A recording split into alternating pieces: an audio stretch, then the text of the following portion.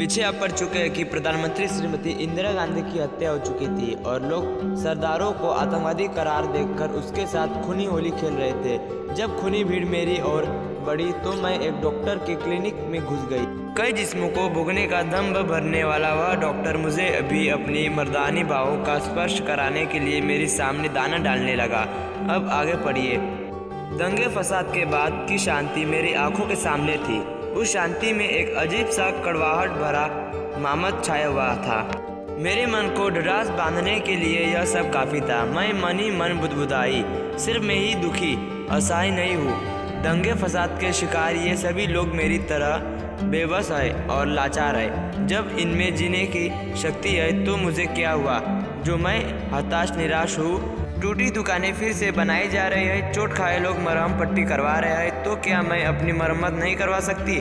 जहाँ टूटता है वही जड़ता भी है। जड़ना जिंदगी है, टूटना मौत। मुझे पुरुष की औकात का अंदाज लगाना है। वे अब तक औरत को ही तोड़ते आया है, उनके साथ बलात्कार करने में ही अपनी बहादुरी समझते हैं। अब मैं उन्हें तोड़गी, उनके साथ बलात्कार करूंगी, उनकी धज्जियाँ उड़ा दूंगी। यही सोचते सोचते मैं एक होटल के गेट तो बाहर रहकर क्या करोगी? अंदर जाओगी तो तुम्हें अच्छा अच्छा खाना खाने मिलेगा। 5 स्टार होटल का खाना शायद तुमने कभी खाया ना होगा। वह अगरपूर्वक शब्दों में बोला। नहीं, मैंने खाया तो नहीं है, लेकिन मेरे पास पैसे भी तो नहीं है। मैं एक सांस में ही बोल गई। वह हंसने लगा। मेरे पास तो है ना, मैं तुम्हें खाना खिलाऊंगा। तुम जैसी हसीन और दिलदार लड़कियों पर मैं अपनी सारी दौलत लुटा दूँ तो भी कम नहीं है। उसके यह कहते ही मैं यह समझ गई कि बूढ़ा आशिक मिजाज व्यक्ति है, लड़कियां इसकी कमजोरी है, इससे पैसे ऐंठे जा सकते हैं। मैं यह सोचते ही खुशी के मारे खिल उठी और उसका हाथ थामे गेट से होती हुई होटल में प्रवेश कर गई। वह खाने की मेज पर बैठते ही बोल पड़ा, क्या लोगे? तभी बेरे ने व्यंजनों के नाम वाली सूची मेज पर रख दी और हमारा मुंह ताकने लगा। मैं कहा, तुम जो खाना मंगाओगे मैं वही खाऊंगी। ठीक है, तो चलो चिकन मटन खाते हैं। आज मौसम भी कुछ ठंडा ठंडा सा ही है। उसके यह कहते ही बैरा चिकन मटर लाने चला गया। खाना खा लेने के बाद वह थोड़ा सहमते हुए बोला, अब तुम कहाँ जाओगी? सुनते ही मेरी तो सांसें रुक गई। मेरा तो कोई ठिकाना है ही नहीं, अब इसे क्या बताऊँ? यह सोचते ही मैं काफ़ी नर्वस हो गई।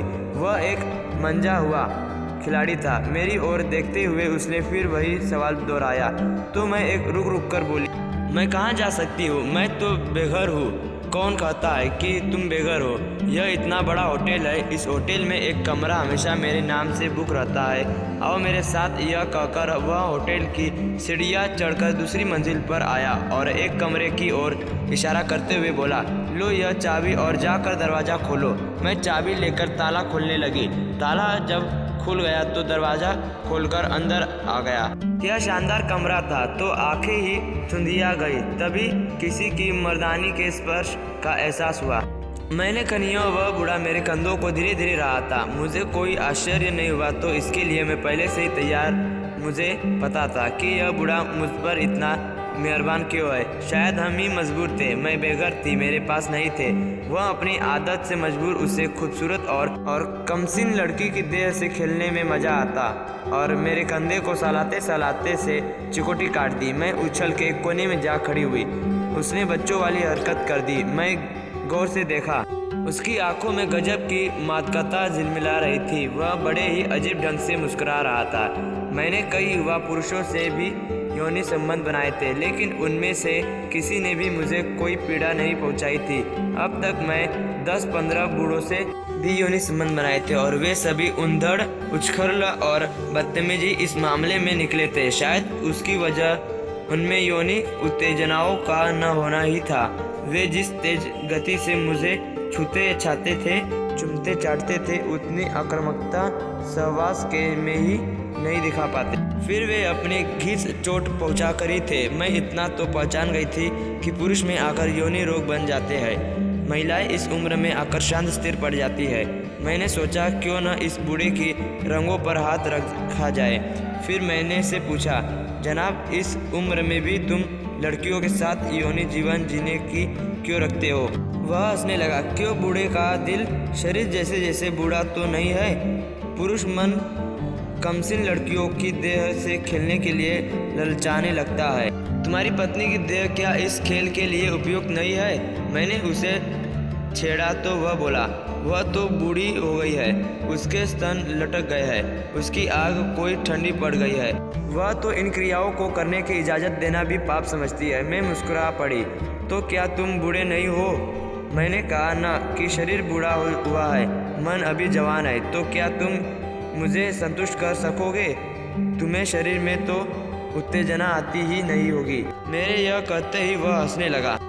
शरीर की उत्तेजना से मेरा क्या लेना देना, मन की उत्तेजना से मुझे मतलब है, लेकिन मुझे तो तुम्हारे शरीर की उत्तेजना से मतलब है। मुझे यह तुम उत्तेजित कर छोड़ दोगे तो मैं कहाँ जाऊँगी? मैं यह कहते कहते चिंतित हो उठी। इसी बात के तो मैं तुम्हें पैसे दे रहा हूँ, तुम्हें होटल का इतना शानदार कमरा दिया है। जानती हो इस कमरे का एक रात का किराया कितना है? पूरे 1000 रुपये। यह कहते कहते बूढ़ा मेरे करीब आकर खड़ा हो गया। मैं उसे मना नहीं कर पाई। उसके मुंह में असली दांत तो थे कि नहीं, बनावटी दांतों से ही उसने मेरे नर्म और गुलाबी गाल को कसकर काट लिया। मैं दर्द के मारे बिलबिलाकर 2 कदम पीछे हट गई। वह मुझे अव्वल दर्जे का योनि रोगी लगा। मुझे दर्द से कराहते देखकर शायद उसे योनि संतुष्टि मिल रही थी, क्योंकि वह बहुत ही खुश था। फिर वह मेरे नज़दीक आकर बोला, कपड़े उतार दो। मैं डर के मारे थर-थर काँपने लगी। अगर मैं कपड़े उतार दिए और उसने मेरे साथ शरीर को ही नोच डाला तो क्या होगा? मेरी तो जान ही निकल जाएगी। इतने में वह बोला, कपड़े उतारने के 5000 रुपये तुम्हें मिलेंगे। विश्वास न हो तो लो, यह गड्डी संभाल कर लो। 5000 की गड्डी मुझे जैसी खूबसूरत लड़की के लिए कोई ज़्यादा नहीं थी।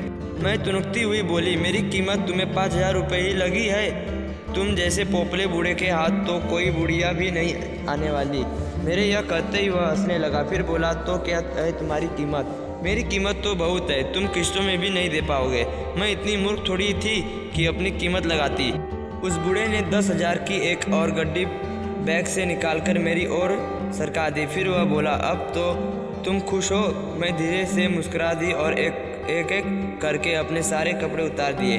मेरी चिकनी जांघों देखते ही वह किसी भेड़िए की तरह मेरी जांघों पर टूट पड़ा और उन्हें भी जीभ से चाटने लगा। पीसने से ना ही मेरी जांघें चाटने में उसे जरा सी भी घिन्न नहीं आ रही थी। फिर वह मेरी छाती को पकड़कर दांतों से गुदगुदाने लगा। मैं अचानक ही सितकार उठी। मेरे शरीर में ज्वाला सी धक-धक रही थी, ऐसी सेक्स की आग की ज्वाला जो उसके कांपते हाथों की गर्मी पाकर और बढ़ती जा रही थी। तभी वह मेरी आंखों की पलकों को चाटने लगा। मैंने घृणा से अपनी सांस रोक ली, क्योंकि उसके मुंह से एक अजीब सी दुर्गंध आ रही थी। मैंने आंखें मूंदकर उसी तरफ जैसे ही फिरनी चाहिए, उसने मेरे माथे पर अपने बनावटी दांत गड़ा दिए। मैं दर्द से अचानक ही चीख पड़ी और उससे स्वयं को छुड़ाकर कराने लगी, लेकिन वह वापस मेरे पास नहीं आया। लाल लाल आँख किए मुझे घूरे जा रहा था। मैंने देखा उसके मुंह पर खून लगा था। वह अपनी जीभ से आड़ी तिरछी चाट रहा था। मुझे लगा अब मेरी नहीं बेचेगी, तो मैं दौड़कर बाथरूम आ गई और सिटकनी लगाकर अपने आप को संयमित करने लगी। मर्द कितना जानवर होता है, जब कुछ नहीं कर पाते हैं तो गुस्से में औरत को नोचना शुरू कर देते हैं। मैं यह सोच ही रही थी कि वह मेरे कमरे से बाहर हो गया। मैं यह सोचने पर मजबूर हो गई कि दुनिया की अधिक औरतें पुरुषों से पीड़ित है।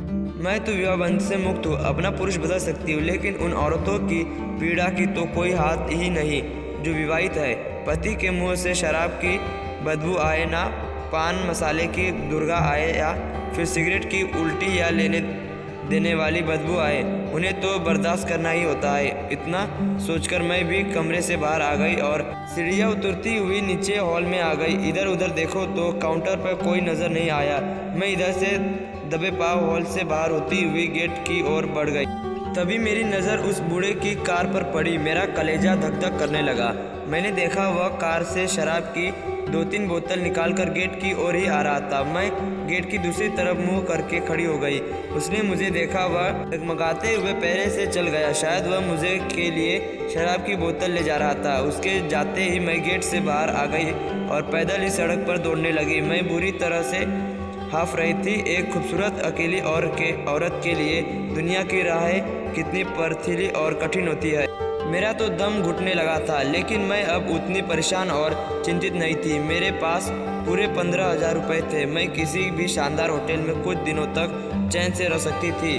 मैं उस शहर को ही छोड़ना चाहती थी जहाँ के पुरुष बूढ़े और मानसिक रोगी थे। मेरे लिए यह कितनी हैरानी की बात थी कि अब तक मेरे संपर्क में आने वाले अधिकांश पुरुष बूढ़े ही थे। इससे यह बात तो मामूली हो गई कि एक कमिस और खूबसूरत स्त्री के कंदरदाने अधेड़ उम्र के पुरुष भी ज़्यादा है। पैसे भी देने के लिए उन्हीं के पास है। युवा पुरुष सेक्स से संतुष्ट तो दे सकते हैं, पर पैसे खर्च नहीं कर सकते। उन्हें घर पर पैसे का हिसाब देना होता है।